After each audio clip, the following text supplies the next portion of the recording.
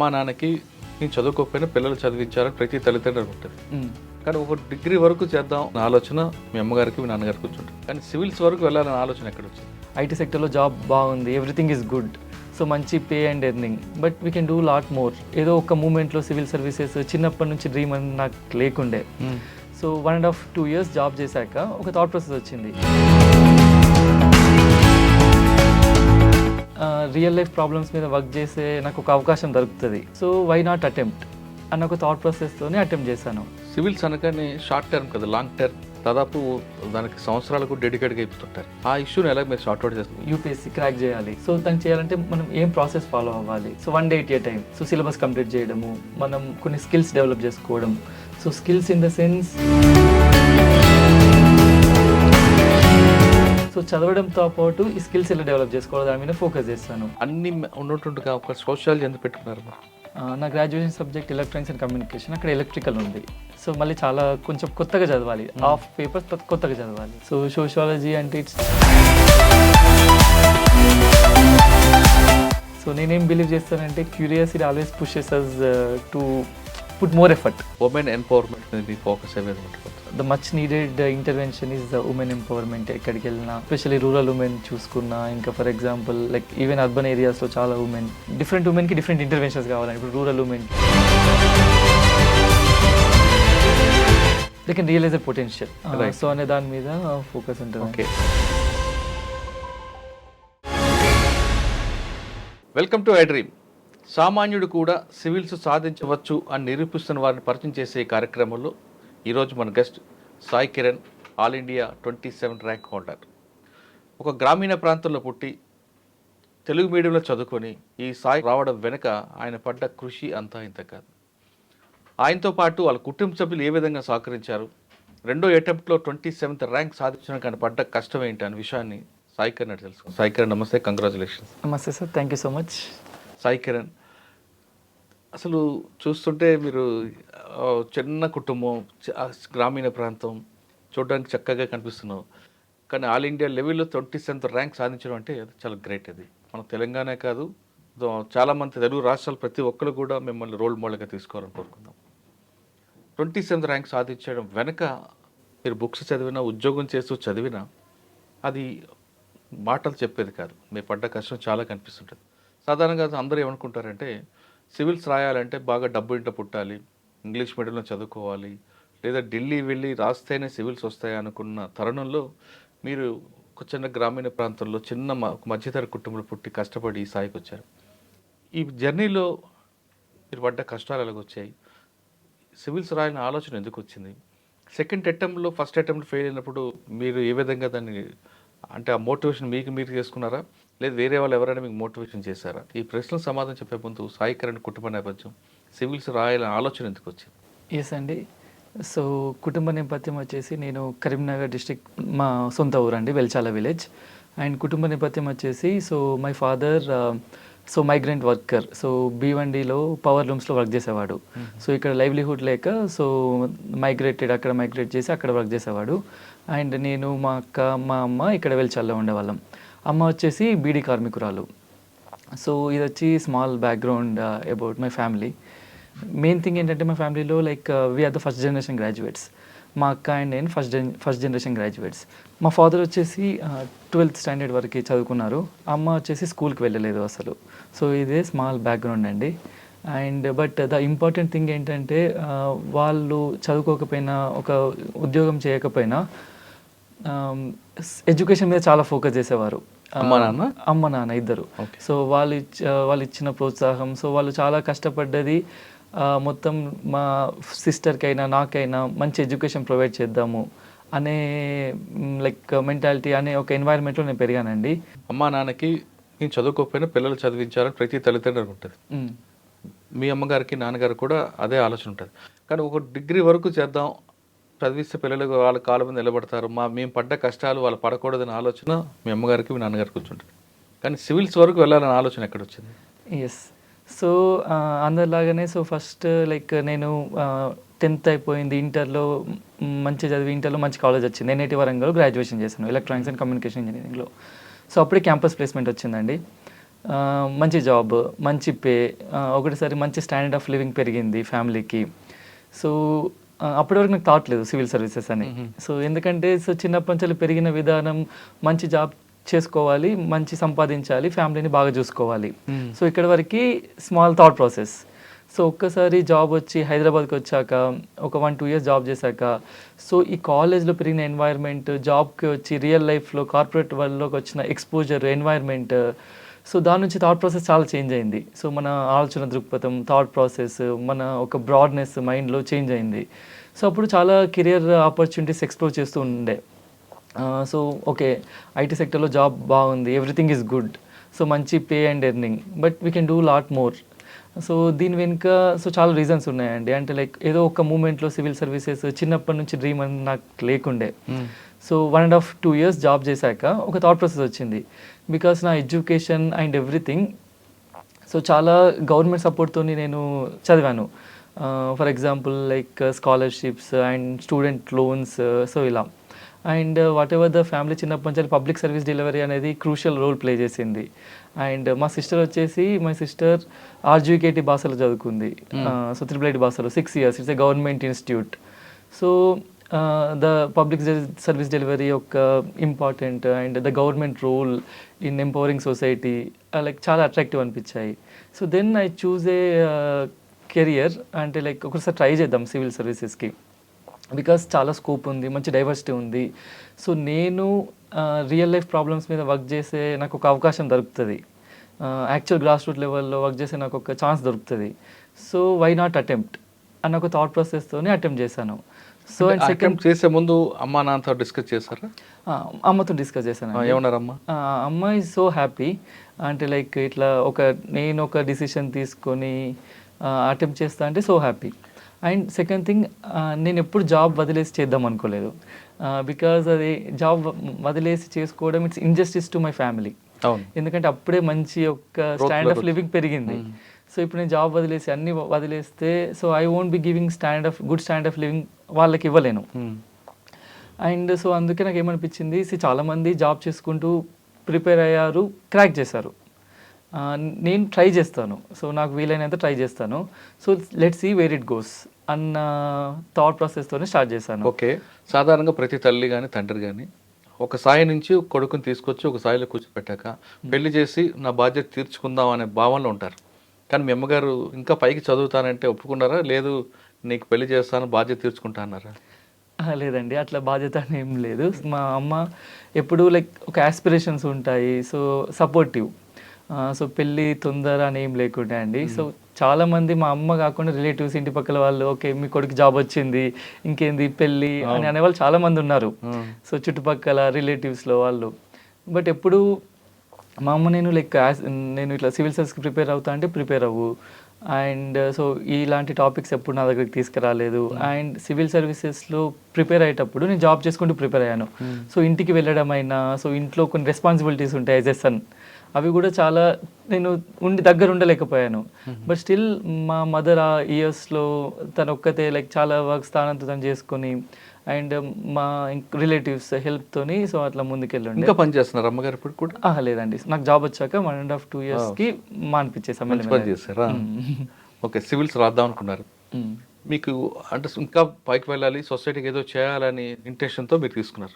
చిన్నప్పటి నుంచి కాదు కానీ మీకు చదువుకున్న తర్వాత మీలో ఐడియా మెచ్యూర్ అవడంతో తీసుకున్న తర్వాత కోచింగ్ సెంటర్కి వెళ్దాం అనుకున్నారా? లేదు మీకు మీనుగా ఆల్రెడీ మీకు సబ్జెక్ట్ ఉంది కాబట్టి నెట్ వరంగల్ది ఆ ఫౌండేషన్ సరిపోద్ది అనుకున్నారా? సో ఆలోచించానండి, కోచింగ్ తీసుకోవాలా, క్లాస్ రూమ్ కోచింగ్ తీసుకోవాలా లేదని చాలా ఆలోచించాను. సో నాకేమనిపించిందంటే నేను జాబ్ చేస్తున్నాను ఆల్రెడీ, సో నాకు ఆల్రెడీ చాలా తక్కువ టైం ఉంటుంది. సో ఈ లోపల నేను కోచింగ్ తీసుకొని ఉంటే అక్కడే టైం చాలా వృధా అయిపోతుంది. అండ్ నేను ఆఫ్లైన్ కోచింగ్కి వెళ్ళలేను, తీసుకుంటే ఆన్లైన్ కోచింగ్ తీసుకోవాలి. సో ఆప్షన్ ఉంది, బట్ నాకేమనిపించిందంటే నా వే ఆఫ్ లెర్నింగ్కి నేను ఓన్గా ప్రిపేర్ అవుతాను, సెల్ఫ్గా ప్రిపేర్ అవుతాను అనే దాంతో స్టార్ట్ చేశాను. సో నేను కూడా ఎలా స్టార్ట్ చేశానంటే డైరెక్ట్ ఏదో చదవకుండా ఒక 2022 అటెంప్ట్కి 1.5 ఇయర్ ముందు స్టార్ట్ చేశానండి ప్రిపరేషన్. సో స్టార్ట్ చేసినప్పుడు డైరెక్ట్ ఏదో బుక్స్ చదవడము, డైరెక్ట్ ఏదో ఎంటర్ అవ్వడం కన్నా ఎగ్జామ్ గురించి అర్థం చేసుకోవడం, దాని గురించే 1.5-2 months నా టైం మొత్తం అచ్చా. పెట్టేశాను. సో ఎగ్జామ్ ఏంటి, ఎగ్జామ్ థాట్ ప్రాసెస్ ఏంటి, what UPSC expects from us, మనం ఎలాంటి యాటిట్యూడ్ డెవలప్ చేసుకోవాలి ఎగ్జామ్ కోసం. అండ్ సెకండ్ థింగ్, ఆల్రెడీ చాలామంది లైక్ ప్రీవియస్ ఇయర్స్లో క్రాక్ చేశారు, సో వాళ్ళ స్ట్రాటజీస్ ఏంటి అని బ్లాగ్స్ చదవడము, యూట్యూబ్లో వాళ్ళ ప్రిపరేషన్ వీడియోస్ చూడడము, సో ఇలా చాలా చేశాను. సో ఎందుకంటే యూపీఎస్సీ అనేది సిలబస్ జర్నీ అనేది ఒక ఓషన్ లాంటిది, మనకు ఒక డైరెక్షన్ లేకుండా వెళ్ళరాదండి. సో అలా నా థాట్ స్లోగా స్టార్ట్ అయింది ప్రిపరేషన్ జర్నీ. సో నాకేమనిపించింది అంటే లైక్ చాలా చూసేవారికి నా క్లాస్ రూమ్ కోచింగ్ అవసరం లేదు. సో బేసిక్ బుక్స్ చదువుకుంటూ, రిఫరెన్స్ బుక్స్ చదువుకుంటూ నేను చేయగలుగుతాను. సో నాకు కావాల్సిందంతా మంచి టెస్ట్ సిరీస్ తీసుకోవడము, ఆ టెస్ట్ సిరీస్ ఎవాల్యుయేట్ చేయడానికి వేరే వాళ్ళు ఒక మెంటర్ లాగా ఉండడము అని టెస్ట్ సిరీస్కి ఎన్రోల్ అయ్యాను. ఎగ్జామ్స్ ముందు ప్రిలిమ్స్కైనా, మెయిన్స్కైనా, ఇంటర్వ్యూకి మాక్ ఇంటర్వ్యూస్ తీసుకున్నాను. సో ఇది kind of mentorship from institutes. So different ఇన్స్టిట్యూట్స్లో టెస్ట్ సిరీస్ తీసుకున్నాను. ఇంకా 2023 అటెంప్ట్ వచ్చేసరికి ఒక పర్సనల్ సార్ దగ్గర కూడా ఇంకా పర్సనల్గా ఆన్సర్ రైటింగ్ అని తీసుకున్నాను. So this is the only thing. Okay. But class room coaching అయితే ఏం లేదండి. సో కోచింగ్ అనేది సో కొందరికి అవసరం పడుతుంది, కొందరికి అవసరం పడది. సో మనది మనం తెలుసుకొని మనకి ఏ సూట్ అవుతుందో చూసుకోవాలండి. ఓకే. సివిల్స్ అనగానే షార్ట్ టర్మ్ కదా, లాంగ్ టర్మ్ కోర్స్ ఇది. అంటే ఫస్ట్ అటెంప్ట్, సెకండ్ అటెంప్ట్ చాలామంది వెళ్తుంటారు, దాదాపు దానికి సంవత్సరాలకు డెడికేట్గా అయిపోతుంటారు. ఆ ఇష్యూని ఎలా మీరు సార్ట్అవుట్ చేస్తున్నారు? ఒకటి. రెండోది, 2 కాళ్ళ పడవ మీద ప్రయాణం చేశారు. ఒకటి ఉద్యోగం ఉండాలి, 2 ఇది చదువుకుంటారు. ఈ రెండిట్లో ఎప్పుడైనా మీకు ఒత్తిడి వచ్చినప్పుడు ఏం చేశారు? ఎస్. సో ఫస్ట్ మీరు అన్నట్టు యూపీఎస్సీ అనేది మ్యారథాన్ అండి. సో ఒక జర్నీ, ఇప్పుడు ఫస్ట్ అటెంప్ట్లో క్రాక్ చేసిన వాళ్ళకి 2.5 years ఆఫ్ జర్నీ ఉంటుంది. సో నాకు ఇది 3 years ఆఫ్ జర్నీ. 2021 జనవరి నుంచి 2024, so more than 3 years of journey నాది. సో నేను ఎప్పుడు ఒకటి ఏంటంటే నేను ఎప్పుడు చాలా ప్లానింగ్లో ఉంటానండి. సో నా ఫస్ట్ అటెంప్ట్కి కూడా సో నాకు 1.5 year టైం ఉంది. So long term plan, so నేను ఎప్పటివరకు ఏది కంప్లీట్ చేయాలి, and medium term plan, short term plan వేసుకునేవాడిని. సో ప్లానింగ్తోని సో చిన్న గోల్స్ అండి. సో ఎట్లా అంటే ఒకటేసారి మౌంటైన్ ఎక్కడం కన్నా సో చిన్న tiny steps, 1 step at a time అనే దాని మీద ఫోకస్ చేస్తాను. అండ్ ఎప్పుడు ఇది ఒక ప్రాసెస్ లాగా తీసుకున్నాను. సో యూపీఎస్సీ క్రాక్ చేయాలి, సో దానికి చేయాలంటే మనం ఏం ప్రాసెస్ ఫాలో అవ్వాలి. So day by day, so 1 day at a time. So syllabus complete చేయడము, మనం కొన్ని స్కిల్స్ డెవలప్ చేసుకోవడం. So skills in the sense answer writing skills, problem solving skills, and ఒక broadly thinking skills, analytical skills. So ఈ skills develop చేసుకోవాలి. So చదవడంతో పాటు ఈ స్కిల్స్ ఎలా డెవలప్ చేసుకోవాలి దాని మీద ఫోకస్ చేస్తాను. అండ్ షార్ట్ టర్మ్ గోల్స్ అండి. సో అందుకే ఎంత పెద్ద జర్నీ అయినా సో లాంగ్ అనిపించలేదు, బికాస్ షార్ట్ టర్మ్ ఒక 1 day ఎట్ ఏ టైం ఒక ప్రాసెస్ మీద ఫోకస్ చేశాను కాబట్టి సో అలా అయిపోయింది. And second thing, with job చేయడం చాలా టఫ్ అండి, నేను ఒప్పుకుంటాను. చాలా స్ట్రెస్ కూడా వస్తుంది. సో బట్ నా ఫస్ట్ థాట్ ప్రాసెస్ ఎలా ఉండే అంటే, దీస్ ఆర్ ద థింగ్స్, ఇప్పుడు నేను జాబ్ చేసుకుంటే చేయాలి. సో ఇది నేను లిమిటేషన్ లాగా ఫీల్ అవ్వను. సో ఉన్న టైమ్ నేను ఫోకస్ చేస్తాను. అండ్ డైలీ 4-5 hours స్పెండ్ చేసేవాడిని. అండ్ సెకండ్ థింగ్, వీకెండ్స్లో ఎక్కువ టైం స్పెండ్ చేసేవాడిని. అండ్ ఎప్పుడు బ్రేక్ కావాలంటే అప్పుడు బ్రేక్ తీసుకునేవాడిని అంత. అండ్ సెకండ్ థింగ్ ఏంటంటే, సో నార్మల్గా 1 year ముందు ప్రిపరేషన్ స్టార్ట్ చేస్తారు. సో నాకు టైం అనేది లిమిటేషన్. సో నేను కొంచెం ముందు ప్రిపరేషన్ స్టార్ట్ చేశాను. ఒక అటెంప్ట్ ఇచ్చే ముందు నేను 2021లో స్టార్ట్ చేసి 2021 అటెంప్ట్ ఇవ్వలేదు, 2022 ఇచ్చాను. సో కాంప్లెన్స్గా ప్రిపేర్ అవుదామని. సో టైం అనే ఫ్యాక్టర్ని నల్లిఫై చేశాను. Yeah. And second thing, so నేను 2022 అటెంప్ట్లో ఇచ్చినప్పుడు సో చాలా స్ట్రెస్ ఉండేది ప్రిపరేషన్. ఎందుకంటే ఏమవుతుందంటే చాలాసార్లు సో యూపీఎస్సీ ప్రిపరేషన్ అనేది చాలా స్ట్రెస్ఫుల్ అండి. ఎందుకంటే everything is a new learning. So మళ్ళీ competitive, whenever we think of competition చాలా స్ట్రెస్ వస్తుంది. సో ఈ ఫ్యాక్టర్ వల్ల, ఈ స్ట్రెస్ వల్ల అప్పుడు వర్క్ ఎఫెక్ట్ అవుతుంది. అవును. ఒకవేళ వర్క్ ఎఫెక్ట్ అయిన దాని వల్ల అప్పుడు యూపీఎస్సీ ప్రిపరేషన్ కూడా ఎఫెక్ట్ అవుతుంది. సో ఇది చాలా ఉండే అండి. దాన్ని బ్యాలెన్స్ చేసుకున్నారు మీరు? చాలా బ్యాలెన్స్ చేసుకున్నాను. సో ఎట్లా బ్యాలెన్స్ చేసుకున్నా అంటే నాకు చాలా హెల్ప్ కూడా ఉందండి. సో లైక్ నేను క్వాల్కమ్ అనే కంపెనీలో పనిచేస్తున్నాను. సో మా మేనేజర్ సతీష్ అని ఉంటారు. సో నేను తనకి ముందే చెప్పాను, సార్ లైక్ నా ఆస్పిరేషన్స్ నేను ఇట్లా అనుకుంటున్నాను, I want to give 1 or 2 honest attempts, నేను సాటిస్ఫై అయ్యే వరకు ఇస్తాను అని చెప్పాను. సో ఈ ఆల్సో కైండ్ ఆఫ్ హెల్ప్ఫుల్, చాలా హెల్ప్ చేసేవారు. అంటే wherever he can do. So కొంచెం సపోర్టివ్ సిస్టమ్ కూడా, నాకు చాలా సపోర్ట్ సిస్టమ్ లాగా కూడా ఉండేవారు. సో ఈ సపోర్ట్ ఉండడం కొంచెం తేలికైందండి ప్రిపరేషన్ జర్నీలో. ఈ time factors everything over the time nullify అయిపోయాయి. ఎందుకంటే ఫస్ట్ అటెంప్ట్ చేసినప్పుడు చాలా టైం కావాలి. సో నేను when ever I came for 2023 attempt, already preparation జర్నీలో నేను 2.5 to 3 years ఉన్నాను. సో అప్పుడు నాకు టైం పెట్టడం కన్నా నేను చేసిన మిస్టేక్స్ని ఎట్లా ఇంప్రూవ్ చేసుకునే దాని మీద ఉండేది. రివిజన్.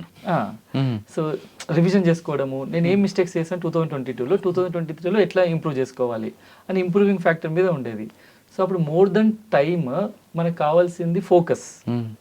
సో అలా సో నేను నా థాట్ ప్రాసెస్ కూడా ఎలా చేంజ్ అయిందంటే, ఇది వితిన్ 3 yearsలో ఫస్ట్ జాబ్ని లయబిలిటీలా ఫీల్ అయ్యేవాడిని. అంటే నాకు జాబ్ ఉంది, సో అందుకే టైం దొరకట్లేదు అని ఒక లయబిలిటీలా ఫీల్ అయ్యేవాడిని. బట్ ఒక స్టేజ్ వచ్చాక ఏమైందంటే జాబ్ అనేది నాకు అసెట్లా ఫీల్ అయ్యాను యూపీఎస్సీ జర్నీలో.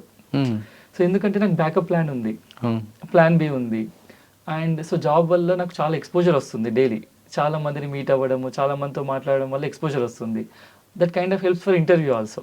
యూపీఎస్సీ ఇంటర్వ్యూ కూడా హెల్ప్ అవుతుంది, ఎందుకంటే చాలా ఎంతమందితో ఇంటరాక్ట్ అయ్యి ఎంత బ్రాడ్ మైండ్ ఉంటుందో హెల్ప్ అవుతుంది. అండ్ థర్డ్ థింగ్ ఏంటంటే, యూపీఎస్సీ అనేది చాలా అన్సర్టెన్ గేమ్ అండి. అండ్ మార్జిన్ ఆఫ్ ఎర్రర్ చాలా తక్కువ. ఇప్పుడు లైక్ మనకి ప్రిలిమ్స్, మెయిన్స్లో 7 papers ఉంటాయి. ఇంటర్వ్యూలో ఏ పేపర్లో కొంచెం తక్కువ వచ్చినా because of some or performance లేకపోతే బ్యాడ్ ఫేట్ మనల్ని like out of the list తోసేస్తుందండి. సో ఈ మార్జిన్ ఆఫ్ ఎర్రర్, ఇంత అన్సర్టెనిటీ మధ్యలో ఒక సర్టెన్ జాబ్ ఉండడం బెటర్ అని సో మైండ్ సెట్ చేంజ్ అయిపోయింది at the end of the ఈ 2023 అటెంప్ట్కి. సో అప్పుడు స్ట్రెస్ లేకుండే నాకు. Rather than I enjoyed preparation, I enjoyed work. So అట్లా రెండు బ్యాలెన్స్ చేసుకున్నాను. సాధారణంగా వీకెండ్ వచ్చిందంటే సాఫ్ట్వేర్ వాళ్ళందరూ కూడా బయటకు వెళ్ళి ఎంజాయ్ చేయాలనుకుంటారు. మీలాంటి వాళ్ళు అంటే మీ ఏజ్ గ్రూప్ అది. మరి అటువంటి ఇప్పుడు పార్టీలకి విధంగా ఇవ్వలేదా? లేదండి, నేను యూపీఎస్సీ ప్రిపరేషన్ స్టార్ట్ చేసే ముందు నేను కూడా లైక్ వీకెండ్స్ వస్తే లైక్ ఫ్రెండ్స్తో పార్టీకి వెళ్ళడం, లేకపోతే నార్మల్ ట్రిప్స్కి వెళ్ళడము అవన్నీ ఉండేవి యూపీఎస్సీ ప్రిపరేషన్లో. వన్స్ ప్రిపరేషన్ స్టార్ట్ చేశాక సో ఇవన్నీ సాక్రిఫైసెస్ చేశాను. So like no parties, so like బయటికి వెళ్ళడము, ఫ్రెండ్స్తో సోషలైజ్ అవ్వడము, కొత్త ఫ్రెండ్స్ని మీట్ అవ్వడము కూడా ఏం లేవండి. డెడికేట్గా దీనికి ఉన్నారు. అంటే ఐ వాజ్ కాన్షియస్. ఎట్లా అంటే లైక్ నేను ఇది చేద్దాం అనుకున్నాను, మేబీ ఒక 2 attempts ఇస్తాను హానెస్ట్గా. This social life and everything I will get back again.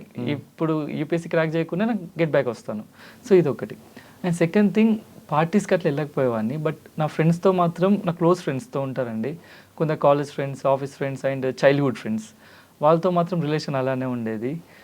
And so వాళ్ళతో లైక్ వీకెండ్స్ వచ్చినా లైక్ వాళ్ళతో వెళ్ళి ఒక 2-3 hours స్పెండ్ చేసి వచ్చేవాడిని. మైండ్ రిలాక్స్ చేసుకునేవాడిని. అండ్ దే ఆర్ లైక్ చాలా ఒక బిగ్గెస్ట్ సపోర్ట్ సిస్టమ్ అండి ఫ్రెండ్స్. సో వాళ్ళతో మాట్లాడడము, లైక్ వాళ్ళు కొంచెం చీరప్ చేసేవాళ్ళు. అండ్ సో ఒక జాలీగా ఉండేది environment and everything.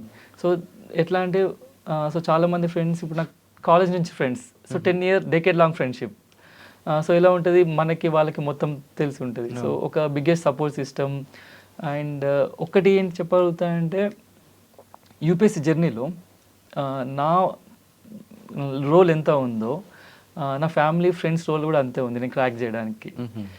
Because what I believe is, ఇంత పెద్ద ఇందాక మీరు అన్నట్టు పెద్ద జర్నీ మన ఒక్కరితో కాదండి ఇది.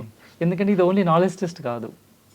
అపార్ట్ ఫ్రమ్ నాలెడ్జ్ టెస్ట్ చాలా టెస్ట్ చేస్తుంది. మోరల్ సపోర్ట్ కూడా కావాలి. మోరల్ సపోర్ట్ కావాలి, ఎందుకంటే చాలా టైమ్స్ మనకు ఒక మెంటల్ స్ట్రెంగ్త్ కావాలి. ఒక జర్నీ వితౌట్ ఎనీ హర్డిల్స్ మనం ముందుకెళ్ళాలి. So it takes a lot. And మనం ఒక్కరం చేయడం చాలా కష్టం. And in this journey I'm so lucky to have supporting family, supporting friends and supporting manager at office. So ఇంత పాజిటివ్ ఎన్వైరన్మెంట్ నా చుట్టుపక్కల ఉంది కాబట్టి నేను ముందుకు వెళ్ళానండి. సో లేకపోతే జాబ్ చేసుకుంటే ఇంత స్ట్రెస్లో అయ్యేది కాదు. సాధారణంగా సత్యం కిరణ్ గారు, ప్లాన్ బి మంది ఉన్న తర్వాత కొంతమందికి ఇది రాకపోతే ఏముందిలే మన ప్లాన్ బి ఉంది కదా అంటే కొంచెం నెగ్లెక్ట్ చేస్తుంటారు. ఎప్పుడైనా వచ్చిందా మీకు మనసులో ఈ 2 సంవత్సరాల్లో? చాలాసార్లు అనిపించేదండి. అంటే లైక్ లేకపోతే పోయింది మనకు ప్లాన్ బి ఉంది కదా అంటే సో ఇప్పుడు నేను రాలేదంటే ఐ విల్ బి లయింగ్. ఎందుకంటే ఆల్రెడీ మంచి జాబ్ ఉంది. సో ఇప్పుడు ఆల్రెడీ ఇంత చాలా కష్టమయ్యేది ప్రిపరేషన్. సో చాలాసార్లు మైండ్లో వచ్చింది, ఇప్పుడు ఇంత స్ట్రెస్లో ఉన్నప్పుడు వచ్చేది. But when I think clearly, మంచి అయిపోయాక స్ట్రెస్లో మంచి కామ్గా ఆలోచిస్తే అదేం లేదండి. సో ఆల్రెడీ నాకు ఒక ఉంది, ఇది నేను చేయాలనుకుంటున్నా. సో ఇది నా బిగ్గర్ ఆస్పిరేషన్. జస్ట్ ఒక నార్మల్గా ఒక ఫీల్డ్లో జాబ్ కన్నా ఒక పెద్ద రోల్, పెద్ద మ్యాండేట్, పెద్ద ఇంపాక్ట్ ఉన్న దానికి వెళ్తాను అనుకుంటున్నా. So it takes a lot.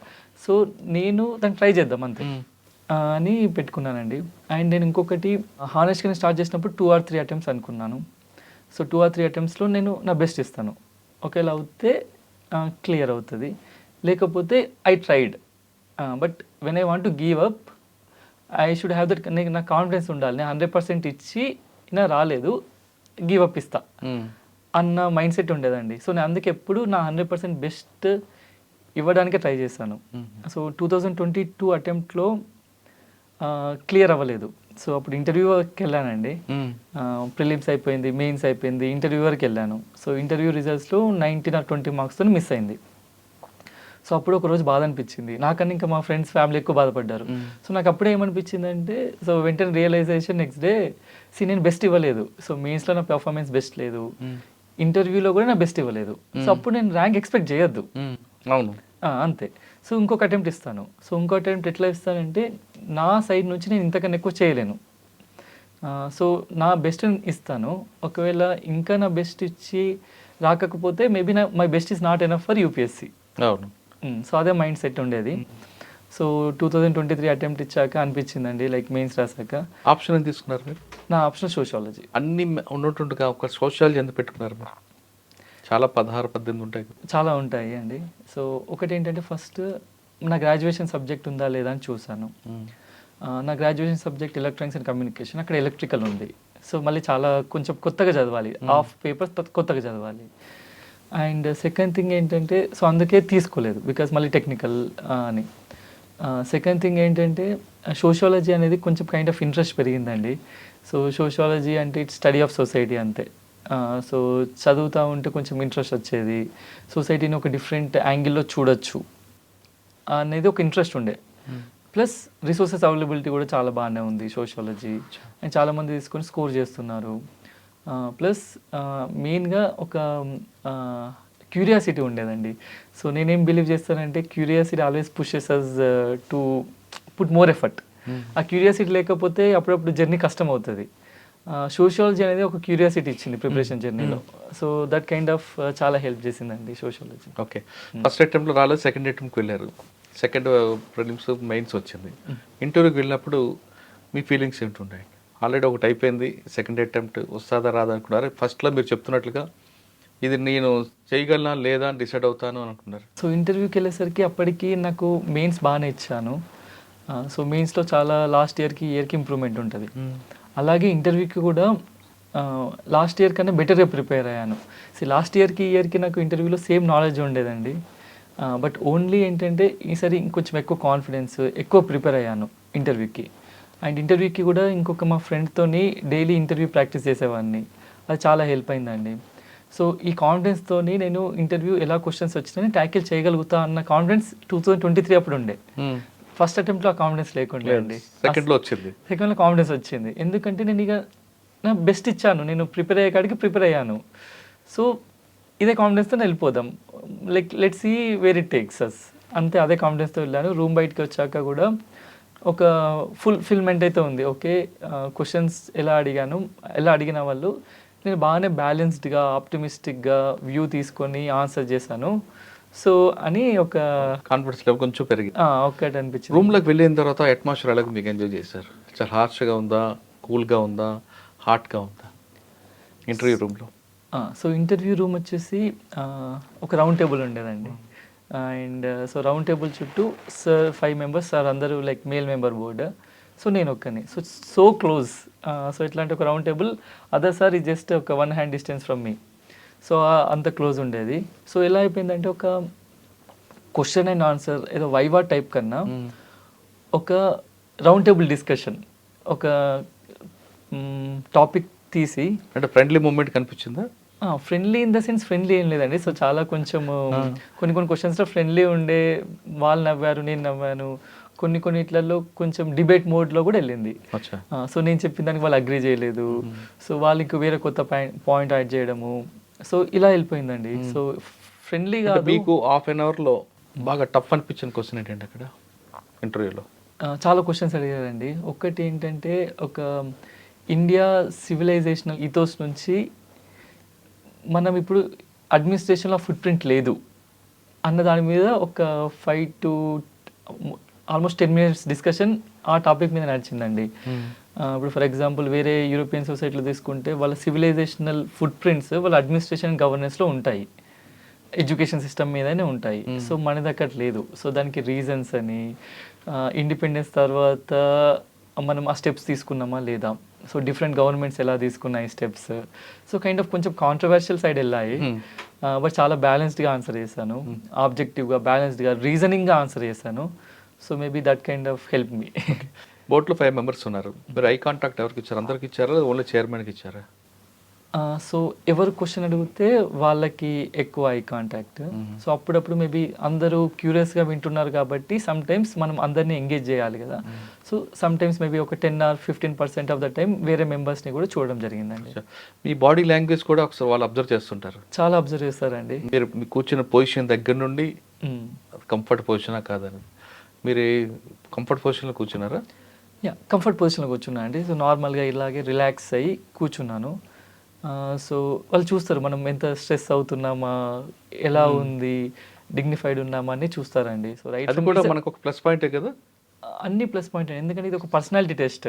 So మనం ఎలా ఏం మాట్లాడుతున్నాం అనేది కాదు, మన ఓవరాల్ బిహేవియర్ ఎలా ఉంది, సో మన థాట్ ప్రాసెస్ ఎలా ఉంది అన్నీ చూస్తారండి. సాధారణంగా మేము మెయిన్స్లో వచ్చాం కాబట్టి సబ్జెక్ట్ చెప్తే చాలు అని కొంతమంది అనుకొని అక్కడ కరెక్ట్ పొజిషన్ లేకుండా బాడీ లాంగ్వేజ్ వాళ్ళకి అనుకూలంగా లేకపోతే అది కూడా మైనస్ అయ్యే అవకాశం ఉంటుందా? కంపల్సరీ మైనస్ అవుతుంది అని చెప్పలేనండి. బట్ ఎట్లా అంటే ఇదైతే ఓన్లీ నాలెడ్జ్ టెస్ట్ కాదు. సో ఓన్లీ నాలెడ్జ్ ఉంటేనే మంచిగా లైక్ అన్ని ఆన్సర్స్ చెప్పినా అప్పుడప్పుడు చాలా తక్కువ మార్క్స్ వస్తాయి. So it's overall complete 360 degrees assessment. ఒక పర్సన్ని అసెస్ చేసేటప్పుడు knowledge, behaviour, attitude, thought process అన్నీ ఎవాల్యుయేట్ చేస్తారు. ఇట్స్ పర్సనాలిటీ టెస్ట్ అండి. సో ప్రతిదీ అయితే ఎఫెక్ట్ ఉంటుంది. మీరు లోపలికి వెళ్ళిన తర్వాత వాళ్ళు కూర్చోమన్న ద్వారా కూర్చున్నారా లేదా నిల్చున్నారా? ఒకటి చైర్ మీరు ఇంటర్వ్యూ అయిపోయిన తర్వాత సేమ్ పొజిషన్లో చైర్ పెట్టి వచ్చారా లేదా మామూలుగా వచ్చారా?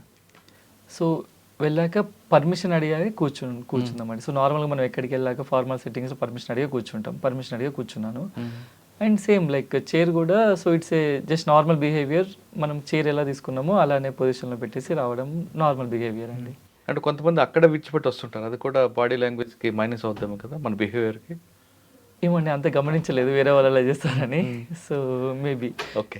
బయటకు వచ్చారు, వచ్చిన తర్వాత మీకు కొంచెం కాన్ఫిడెన్స్ లెవెల్ వచ్చాయి, బాగానే చేశాను అనేది రిజల్ట్ వచ్చింది. ఫస్ట్ ఎవరు చెప్పారు మీకు? సో మీరు ఎవరికి చెప్పారు ఫస్ట్? రిజల్ట్ వచ్చాక ఫస్ట్ అమ్మాయికి కాల్ చేశాను. మీకు ఎవరు చెప్పారు? సో నాకు రిజల్ట్ వచ్చిందని చూసానండి. సో రిజల్ట్ వచ్చి చూసాక మా ఫ్రెండ్స్ కాల్ చేసి చెప్పారు ఇట్లా 27th ర్యాంక్ వచ్చిందని. So happy. కొంచెం ఎట్లా అంటే ఫీల్ ఒక కంటెంట్మెంట్ లాగా అనిపించింది అండి. అంటే ఒక ఫుల్ఫిల్మెంట్ లాగా, ఒక థాట్ మీద నమ్మి ఒక 3 years ఆఫ్ హార్డ్ వర్క్ చేశాము. ఒక 100% కమిట్మెంట్తోని 100% ప్లానింగ్తోని చేశాము. అది ఫుల్ఫిల్ అయింది అన్న ఒక మంచి కంటెంట్మెంట్ ఉండే. సో 27 అనుకున్నా ఇంకా ఇంకా మంచి ర్యాంక్ వస్తుంది అనుకున్నారా? లేదండి 27 I'm satisfied with 27th rank అండి. సో వెంటనే ఫస్ట్ అమ్మాయికి కాల్ చేశాను. అమ్మాయి ఉన్నారు. మదర్ అయితే ఏడ్చింది. సో నేను కూడా ఆల్మోస్ట్ ఎమోషనల్ అయ్యాను, ఒక ఏడుపు ఒకటి రాలేదంతే. సో అది ఒకటండి. సో తర్వాత ఇక చాలామంది లైక్ కొందరికి క్లోజ్ ఫ్రెండ్స్కి అందరికీ కాల్ చేశాను. ఓకే. అంటే చిన్న కుటుంబం, అమ్మ కష్టపడడం, నాన్న భివాండి వెళ్ళడం, ఆ స్థాయి నుంచి తన కొడుకు కలెక్టర్ అయ్యారు అంటే ఆ ఫీలింగ్స్ మనం విలువ కట్టలేము, దాన్ని అందుకోలేము. ఆవిడ మిమ్మల్ని చూసిన తర్వాత ఫోన్ చేసి మీరు ఇంటికి వెళ్ళిన తర్వాత మిమ్మల్ని చూసి ఆ ఫీలింగ్స్ ఎలా ఎక్స్పోజ్ చేశారు ఆవిడ? ఎస్ అండి. సో నేను నెక్స్ట్ డే వెళ్ళానండి మార్నింగ్. నేను హైదరాబాద్లో ఉండే, సో వర్క్ చేస్తున్నాను కాబట్టి ఇక్కడే ఉండే. సో నెక్స్ట్ డే మార్నింగ్ ఇంటికి వెళ్ళాను. సో ఇంటికి వెళ్ళే ముందే సో చాలామంది ఆల్రెడీ మా విలేజ్ అండి. సో మా ఇల్లంతా నిండిపోయింది. సో చాలామంది, బికాస్ అది proud moment for everybody. So proud moment for my mother also. So ఇలాగనే సో తను 2-3 days చాలా ఎమోషనల్ ఉండే మొత్తం. సో ఎందుకంటే ఒక చాలా ప్రౌడ్ మూమెంట్, అండ్ అందరు వచ్చి లైక్ మీ కొడుకు ఇంత సాధించాడు అండ్ లైక్ ఇది నాకన్నా తన కష్టమే ఎక్కువ ఉంది ఇది నా జర్నీలో. సో ఇప్పటి నుంచి నేను ఇప్పుడే ఈ స్థాయికి రావడానికి చిన్నప్పటి నుండి సో చాలా ప్రౌడ్ మూమెంట్. సో చాలా ఎమోషనల్ అయ్యారు. సో ఇదండి. ఇక్కడ మీకు ఇంకొక విషయం తెలిసిందా? అమ్మతో పాటు మీ ఊరంతా కూడా మీ దగ్గరికి వచ్చారంటే వాళ్ళు కూడా గర్వంగా ఫీల్ అవుతున్నారు. అవునండి. సో ఇది చాలా ప్రౌడ్ మూమెంట్ మా విలేజ్కి. మా విలేజ్ నుంచి ఒక కలెక్టర్ వెళ్ళాడని. మీ సతీష్ గారు ఏమన్నారు? మీ మేనేజర్? మా మేనేజర్కి అమ్మకి కాల్ చేసి మా ఇద్దరికి ఫ్రెండ్స్కి కాల్ చేసి మా మేనేజర్కి కాల్ చేశానండి. సో మా మేనేజర్ కూడా ఏడ్చేసాడట. అంటే లైక్ టీయర్స్ వచ్చేసాయి. సో తర్వాత మా మేనేజర్ వాళ్ళ కొలీగ్స్ చెప్తున్నారు. సో సతీష్కి కూడా టీయర్స్ వచ్చేసాయి. సో అంత సపోర్ట్ సిస్టమ్ అండి. సో హీ ఫెల్ట్ లైక్ నా సక్సెస్ వాళ్ళ సక్సెస్ అనుకున్నారు. ఎందుకంటే ఇట్స్ లైక్ ఒక పార్ట్ ఆఫ్ మీ. సో అలా ఉంది అండి. ఓకే, ఇక్కడ మనం ప్రొఫెషనల్గా వద్దాం. పర్సనల్ లైఫ్ నుంచి బయటకు వచ్చారు, 27 ర్యాంక్. హోమ్ క్యాడర్ వస్తుంది అనుకుంటున్నారా? హోమ్ క్యాడర్ అంటే వి నెవర్ నో అండి. అంటే లైక్ వేకెన్సీస్ ప్రకారం ఇంకా ర్యాంక్ ప్రకారం ప్రాబబిలిటీ అయితే హోమ్ క్యాడర్ రాదనే ప్రాబబిలిటీ ఎక్కువ ఉంది. సో బట్ ఐమ్ రెడీ అండి. లైక్ ఫస్ట్ నుంచి ఎగ్జామ్స్ ఇచ్చే ముందే మనం ఎక్కడికైనా పని చేద్దాం అనుకుంటే ఎక్కడికైనా ఏ స్టేట్ అయినా మన వర్క్ సేమ్ ఉంటుంది. మనకున్న రోల్లో మనకున్న ఇచ్చిన దాంట్లో ఎంత ఇంపాక్ట్ ఉండాలి, ఎంత బాగా పని చేయాలి అనేదే ఉండే అండి. ముందు మెంటల్గా ప్రిపేర్ అయ్యారు మీరు, ఏ స్టేట్ అయినా రెడీ అని. మీకున్న విజన్ ఏంటండి ఇప్పుడు? అంటే మీ సొసైటీ, మీరు సోషియాలజీ చేశారు, మీరు చాలామందిని కనెక్ట్ అయ్యారు, చాలామంది చూస్తున్నారు. మన కంట్రీలో ఎక్కువగా ప్రయారిటీ ఇచ్చేది ఎడ్యుకేషన్కి, హెల్త్, వీటికి ఇస్తారా? లేదు ఇంకా ఇంకా యూత్ అందరికి బైక్ తాగడం, కానీ మీరు కరీంనగర్ లాంటివి విలేజ్లో పుట్టారు కాబట్టి ఎక్కువగా మైగ్రేట్ అవుతున్నారు కాబట్టి పబ్లిక్ అంతా, యూత్, దానికి స్టాప్ చేయడానికి ఏం చేయబోతున్నారండి? అంటే యూత్కి స్కిల్ డెవలప్మెంట్ చేస్తారా? అంటే దేని మీద ఎక్కువ ఫోకస్ చేస్తారు? అంటే మన దగ్గర రకరకాల ఇష్యూస్ కనిపిస్తాయి మన దేశంలో. ఒక్కొక్క ఏరియాకి ఒక్కొక్క ఇష్యూ కనిపిస్తుంది. ఒక దగ్గర ఎడ్యుకేషన్, ఒక దగ్గర హెల్త్, ఇంకో ఎంపవర్మెంట్, ఒక దగ్గర స్కిల్ డెవలప్మెంట్. ఇప్పుడు కరీంనగర్ ఏరియాలో జగిత్యాలు మంచి ఉంటారు కానీ స్కిల్ డెవలప్మెంట్ ఉండదు. అవునండి. ఇటువంటి అన్నీ ఐడియా చేశారు కాబట్టి మెయిన్ రీజన్ ఏదనుకున్నారు? ఏది చేస్తే ఒక బుల్లెట్ కొడితే అందరూ పడతారా అని అనుకున్నారు? ఎక్కువ దేని మీద ఎక్స్పోజ్ చేద్దాం అనుకున్నారు? ఎస్ అండి. వన్ థింగ్ ఏంటంటే మనము లైక్ సర్వీసెస్కి వెళ్ళాక డిఫరెంట్ రోల్స్లో పనిచేస్తాము. ఫస్ట్ ఎజెండా ఏంటంటే ఉన్న రోల్స్లో ఉన్న ఏరియాలో ప్రాబ్లమ్స్ ఐడెంటిఫై చేసి దాని మీద వర్క్ చేయడము. అది ఇంపార్టెంట్. ఎందుకంటే ఇండియా చాలా డైవర్సిఫైడ్ కంట్రీ. సో ప్రాబ్లమ్స్ కూడా మీరు ఉన్నట్టు డైవర్సిఫైడ్ ఉంటాయి. So one size fits approach అనేది ఎక్కడ ఉండదండి. సో ఎందుకంటే మన మ్యాండేట్ ఇట్స్ రిలవెంట్ టు ఒక డిస్ట్రిక్ట్, ఒక సెక్టర్ వరకు ఉంటుంది. సో ఆ డిస్ట్రిక్ట్లో ప్రాబ్లమ్స్ ఐడెంటిఫై చేయడం, ఆ ప్రాబ్లమ్స్ ఎట్లా వర్క్ చేయడం. ఫర్ ఎగ్జాంపుల్ కొన్నిట్లలో మీరు అన్నట్టు ఎడ్యుకేషన్ ప్రాబ్లం ఉంటుంది. So health like stunting, wasting, nutrition problems కొన్ని ఉంటాయి. సో కొన్ని ఏరియాస్లో అసలు లైక్ ఎంప్లాయ్మెంట్ జనరేషన్ ఉండదు. సో మనం దాని మీద ఎట్లా వర్క్ చేయొచ్చు. కొన్ని ఏరియాస్లో కొన్ని చాలా బ్యాక్వర్డ్ ఉంటారు పీపుల్. సో వాళ్ళ రైట్స్ కూడా వాళ్ళకి తెలియదు, వాళ్ళ లైక్ ఎంటైటిల్మెంట్స్ కూడా వాళ్ళకి తెలియదు కొన్ని ఏరియాస్లో. సో వాళ్ళని ఎట్లా ఎంపవర్ చేయడము, వాళ్ళని ఎట్లా లైక్ మెయిన్ స్ట్రీమ్ సొసైటీలో లైక్ తీసుకురావడము. సో ఇట్లా డైవర్సిఫైడ్ ఉంటాయండి. అండ్ ఇప్పుడు మనం తర్వాత ఫ్యూచర్లో ఏదైనా సెక్టర్ కొంచెం లైక్ హై లెవెల్కి వెళ్ళాక మనం మినిస్ట్రీలో సెక్టర్స్లో వర్క్ చేస్తాము. ఆ సెక్టర్స్లో మనం బెటర్ ఎలా చేయొచ్చు అనేది మెయిన్ ఎజెండా అండి. సో ఉన్నదాన్ని ఎట్లా డీటెయిల్గా స్టడీ చేసి మనం ఎట్లా సొల్యూషన్స్తో రావచ్చు, ఇది practical approach. And second thing ఏంటంటే ఏది చేయాలన్నా ఒక విజన్. అంటే so we talk about inclusive growth అనేది, సమ్మిళిత వృద్ధి అంటారు. సో మనం ఏదైతే అభివృద్ధి జరుగుతుందో దేశంలో అది ప్రతి ఒక్కరి దగ్గరికి వెళ్ళాలి. So like the last person వాళ్ళకి రీచ్ అవ్వాలి. సో అది ఎట్లా రీచ్ అవుతుంది? సో మనం ఏం చేస్తే రీచ్ అవుతుంది? సోషల్ సెక్టర్ ఇంటర్వెన్షన్స్ ఉంటాయి, హెల్త్, ఎడ్యుకేషన్. సో వాళ్ళు ఎంపవర్ అవుతారు. సో ప్రతి ఒక్కరికి ఆపర్చునిటీస్ ఎలా క్రియేట్ చేయాలి సో మనకున్న మ్యాండేట్లో, so that everybody can fulfil their potential. అవును. సో దీని మీద ఈ డైరెక్షన్లో వర్క్ చేయాలని లైక్ నా కోరిక చేసుకున్నారు. కరీంనగర్ అనగా గతంలో నక్సల్స్ మూమెంట్ ఇవన్నీ చూశారు మీరు వేరే స్టేట్కి వెళ్ళినప్పుడు అక్కడ కూడా ఇటువంటి అంటే నక్సల్స్ మూమెంట్ లేకపోయినా ఆ ఇష్యూ ఇంకో రకంగా మీకు ఫేస్ అయింది అనుకోండి. దాన్ని మీరు లా అండ్ ఆర్డర్ ఇష్యూగా చూస్తారా, లేదా సోషియో ఎకనామిక్ ప్రాబ్లంగా చూస్తే ఒకవేళ దాన్ని షార్ట్అవుట్ ఎలా చేస్తారు? ఏది కాంప్రిహెన్సివ్గా చూడాలండి. సో లా అండ్ ఆర్డర్ అనేది it's a symptom. The underlying issue అనేది చాలా పెద్దగా ఉంటుంది ఎక్కడైనా. So for example only law and ఆర్డర్లో చూడడం అనేది ఒక క్యూర్ లాగా అయిపోతుందండి. మనం ఎప్పుడైనా సొల్యూషన్ని ఒక ప్రాబ్లమ్ని హోలిస్టిక్గా చూస్తే మనం దానికి ప్రివెంట్ చేయొచ్చు. లా అండ్ ఆర్డర్ అంటే ఓన్లీ యూనిడైమెన్షనల్ ఆన్సర్ క్యూర్ ఇస్తుంది. సో అదే ఆపేయాలంటే మనం ప్రివెంట్ చేయాలి, అంటే రూట్స్కి వెళ్తారు మీరు. రూట్స్కి వెళ్ళాలి. సో ఏదైనా ఒక ఇష్యూని రూట్స్కి వెళ్ళి అసలు మెయిన్ రూట్ కాస్ ఏంటి, రూట్ కాస్ అనాలిసిస్ అంటారు. అవును. సో మెయిన్ రూట్ కాస్ ఏంటి, సో ఎక్కడి నుంచి ఏం ఇంటర్వెన్షన్స్ కావాలి ఆ రూట్ కాస్లో. సో ఎవ్రీథింగ్ చాలా సోషియో ఎకనామిక్ పొలిటికల్ నుంచి అన్ని ఇష్యూస్ బయటకు వస్తాయండి. సో ఆ రూట్కి వెళ్ళి మనం వర్క్ చేస్తే ఐ థింక్ సొల్యూషన్స్ వస్తాయి. ఓకే, ఉమెన్ ఎంపవర్మెంట్ మీద మీ ఫోకస్ ఏ విధంగా ఉంటుంది? ఎస్ అండి, like the much needed intervention is the women empowerment ఎక్కడికి వెళ్ళినా. బికాస్ సో చాలా చేంజ్ అవుతుంది, బట్ ఇంకా చేంజ్ అవ్వాలి. సో ఎస్పెషల్లీ రూరల్ ఉమెన్ చూసుకున్నా, ఇంకా for example like even urban ఏరియాస్లో చాలా ఉమెన్, వెల్ ఆఫ్ ఫ్యామిలీస్లో కూడా అంత ఇంకా ఫ్రీడమ్ ఉండదు, లైక్ అంత ఆస్పిరేషన్స్కి. డిఫరెంట్ ఉమెన్కి డిఫరెంట్ ఇంటర్వెన్షన్స్ కావాలండి. ఇప్పుడు రూరల్ ఉమెన్కి different interventions, urban like different interventions కావాలి. సో మెయిన్ ఎజెండా ఏంటంటే సో వాళ్ళని ఎట్లా ఎంపవర్ చేయాలి, they can realise their potential. So అనే దాని మీద ఫోకస్ ఉంటుంది. ఓకే, రూరల్ డెవలప్మెంట్ మీద? అండ్ రూరల్ డెవలప్మెంట్ చాలా ఇంపార్టెంట్ అండి. మనం లైక్ 66% ఆఫ్ ద అక్కడి నుంచి వచ్చారు కదా. ఎస్, 66% ఆఫ్ ద పాపులేషన్ మొత్తం ఇంకా రూరల్ ఏరియాస్లో ఉంది. బట్ మనం ఇంకా చూస్తున్నాం ఎట్లా అంటే చాలా అవుట్ మైగ్రేషన్ అవుతుంది, డిస్ట్రెస్ మైగ్రేషన్ అవుతుంది. అండ్ సో దాన్ని వీలైనంత వరకు ఎట్లా ఆపాలి. So migration is good, but distress migration is not good. ఇక్కడ ఆపర్చునిటీస్ లేక వేరే దగ్గరికి వెళ్ళడం అనేది distress migration is not good. So rural డెవలప్మెంట్ని ఒక హోలిస్టిక్గా రైట్ ఫ్రమ్ లైక్ అగ్రికల్చర్తోని ప్రైమరీ సెక్టర్తో పాటు how can we link that primary sector to secondary sector. So rural industries అని, రూరల్ మ్యానుఫ్యాక్చరింగ్ సెక్టర్స్ అని, సో దాని మీద ఎట్లా ఫోకస్ చేయాలి. సో ఈ మధ్యన రూరల్ ఎంటర్ప్రీనర్షిప్ కూడా స్టార్ట్ అవుతుంది. సో చిన్న చిన్న ఎంటర్ప్రీనర్స్, చిన్న చిన్న like small scale industries, MSME అంటారు, medium small and micro scale industries.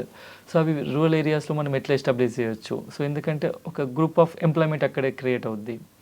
And these days we are talking about food processing sectors. So agriculture closer to food processing sector. Village ఏరియాస్లోనే food processing sector establish చేస్తే employment generate అవుతుంది.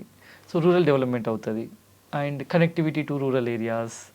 So ఇవన్నీ ఒక holistic అండి. మళ్ళీ rural development ఎట్లా అంటే like India leaves in it's villages అని మహాత్మా గాంధీ చెప్పారు. సో దాన్ని ఎంత లైక్ డెవలప్ చేస్తే అంత ఇండియా ముందుకెళ్తుంది. ఓకే, మన దేశం కంప్లీట్గా అంటే 60% అగ్రికల్చర్ మీద డిపెండ్ అయి ఉంది. అవునండి, రైట్. మిగతా 30% వేరే ఇష్యూస్ మీద ఉంది. మీరు దాని మీద ఫోకస్ చేస్తారా? ఇప్పుడున్న గవర్నమెంట్స్ అన్నీ కూడా దీన్ని డెవలప్ చేయడానికి టెక్నాలజీ, ఐటీని కూడా డెవలప్ చేస్తారు. ఐటీతో అగ్రికల్చర్ డెవలప్ చేస్తారా, లేదా కంప్లీట్గా ఎక్స్క్లూజివ్గా అగ్రికల్చర్ మీద మీరు ఫోకస్ ఉంటుంది? లేదండి, అగ్రికల్చర్ అనేది ఐసోలేషన్లో చూడొద్దు. మనకు ఇప్పుడు ఫర్ ఎగ్జాంపుల్ టెక్నాలజీ ఇంటర్వెన్షన్స్ అనేది అన్ని సెక్టర్స్లో కావాలి. ఎస్పెషల్లీ ఇప్పుడు అగ్రికల్చర్లో చాలా కావాలి. ఎందుకంటే per acre productivity in India is still very less compared to other developed countries, even if you take China. Per acre productivity అయినా, సో ద డైవర్సిఫికేషన్ అగ్రికల్చర్ అయినా. And ఇప్పుడు ఇంకా అగ్రికల్చర్లో మనకి చాలా క్లైమేట్ చేంజ్ వల్ల, సాయిల్ ఎరోషన్ లైక్ పొల్యూషన్ వల్ల so చాలా issues వస్తున్నాయి, ప్రొడక్టివిటీ తగ్గిపోతుంది. సో మనం అప్పుడు సస్టైనబిలిటీ అగ్రికల్చర్కి మూవ్ అవ్వాలి. సో ఈ అన్నిట్లలో టెక్నాలజీ కావాలండి. సో ఇప్పుడు ఫర్ ఎగ్జాంపుల్ చాలామంది ఇంటర్నెట్ ఆఫ్ థింగ్స్ అని, సో సెన్సర్స్ అని, సో చాలా ఇంటిగ్రేట్ చేస్తున్నారు. And new kind of agriculture techniques కూడా వస్తున్నాయి. So everything the more we use technology in any sector the better will be. So ఇదే major factor అండి. So టెక్నాలజీని ఎంత బెటర్గా యూజ్ చేసుకుంటే అంత ఇంక్లూజివిటీ పెరుగుతుంది, అంత సస్టైనబిలిటీ పెరుగుతుంది, అంత ఫ్యూచరిస్టిక్ ఉంటాం మనం. సో ఆల్వేస్ టెక్నాలజీని మనం డెమోక్రటైజ్ చేసి దాన్ని అందరికీ యూజ్ అయ్యేటట్టు చూడడమే మెయిన్ ఎజెండా. ఓకే, అమ్మని చూశారు. అమ్మ పొద్దున వెళ్ళి సాయంత్రం రావడం, ఆవిడ కష్టపడి తేవడం బట్టి మీరు ఈ స్థాయికి వచ్చారు. నాన్న బివాండీలు పనిచేయడం. అమ్మ లాంటి వాళ్ళు కానీ నాన్న లాంటి వాళ్ళు కానీ మీకు ఎప్పుడైనా ఒక స్థాయికి వచ్చి ఎదురు పడితే వాళ్ళని, అటువంటి వాళ్ళు ఏ విధంగా మీరు పుష్ చేస్తారు? సో ఒకటి ఏంటంటే ఫర్ ఎగ్జాంపుల్ సాధారణంగా ఎవరు కనబడ్డారంటే వాళ్ళ పిల్లల్ని మీ కేస్ స్టడీని చూపించి వాళ్ళు కూడా మోటివేట్ చేస్తారా, లేదా అక్కడ వరకు వాళ్ళకి ఆపుతారా? లేదండి, మోటివేట్ చేస్తాను. నేను సాధించింది, నేను వచ్చింది, ఇది ఒక కైండ్ ఆఫ్ ఒక ఇన్స్పిరేషన్ టు సంబడి. ఎందుకంటే నేను చాలా చూసానండి. ఎందుకంటే చాలా మందికి చాలా పొటెన్షియల్ ఉంటుంది, చాలా చేయగలిగే పొటెన్షియల్ ఉంటుంది, మన ఒక బిలీఫ్ ఉండదండి. అవును. సో ఇది కైండ్ ఆఫ్ ఒక బిలీఫ్. ఇప్పుడు నేను చేయగలిగితే నాలాంటి వాళ్ళు చాలామంది చేయగలుగుతారు, బికాస్ నేను చేసి చూపెట్టాను కాబట్టి. సో ఇది ఒకటి. అండ్ సెకండ్ థింగ్ ఏంటిదంటే ఒక సోషల్ క్యాపిటల్ అండి. సో మనం డిఫరెంట్ టైప్స్ ఆఫ్ క్యాపిటల్ గురించి మాట్లాడతాం. లైక్ ఫినాన్షియల్ క్యాపిటల్ అంటే having finances to achieve something. అలానే సోషల్ క్యాపిటల్ కూడా ఇంపార్టెంట్. ఎట్లా అంటే మనకు తెలిసిన వాళ్ళు, మనకు ఒక వే చూపెట్టే వాళ్ళు, మనకు ఒక ఆపర్చునిటీస్ ఇలా ఉన్నాయి, ఈ సెక్టర్లో ఇలా ఉన్నాయి, ఇలా అని ఒక వే చూపెట్టే వాళ్ళు, దాన్ని సోషల్ క్యాపిటల్ అంటారు. So I can be social capital for them. So నేను వాళ్ళకి నా తగ్గినంత ఒక మాట సాయం హెల్ప్ చేస్తానా, ఒక ఆపర్చునిటీ చూపెట్టినా, అది ఒక సోషల్ క్యాపిటల్ లాగా అయిపోతుంది. అండ్ నేను ఒక ఇన్స్పిరేషన్ లాగా మనం కూడా చేయొచ్చు. సో మనం ఒక ఆస్పిరేషన్స్ పెట్టుకుని దాని గురించి 100% కమిట్మెంట్తో చేస్తే పని చేయొచ్చు, అది we can find the result అనేది ఒకటైతే ఉంటుందండి. ఓకే సార్, ఫైనల్గా చెప్పండి, ఆస్పిరెంట్స్ మీరు ఇచ్చే అడ్వైజ్ ఏంటంటే?